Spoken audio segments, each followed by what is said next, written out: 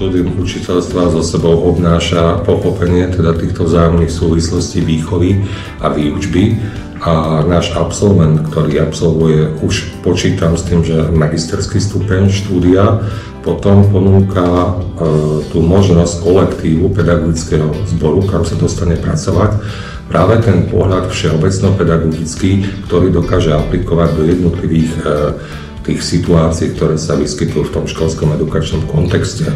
V tom vidíme prioritu tohto našeho študijného programu v rámci odboru učiteľstva a pedagogické vedy. Jednoducho toto štúdium odporúčam v každom ohľade.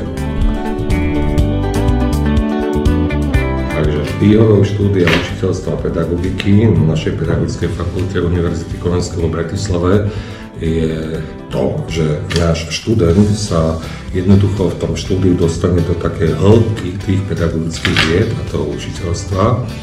A to preto, aby získal náhľad na veci, aké sú, aby získal prehľad o tých veciach, ktoré sú dôležité a zároveň potom istý pohľad na to, čo ako absolvent učiteľstva a pedagogiky robiť môže, prečo to robiť môže a čo to prináša pre ostatných.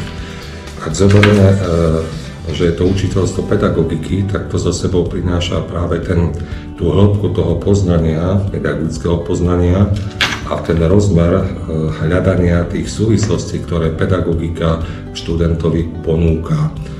Tie súvislosti sú dôležité preto, lebo študent vďaka ním potom získava ten nadhľad nad skutočnosťou a dokáže sa orientovať v spleti tých rôznych zákonitostí procesu výchovy a procesu výučby.